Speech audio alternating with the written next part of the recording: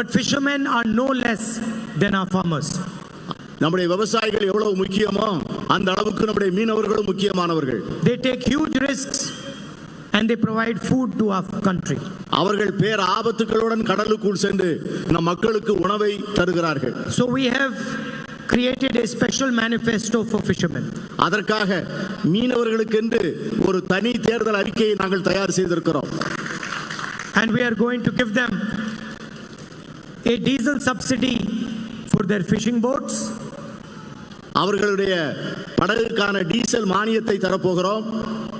Insurance for their boats.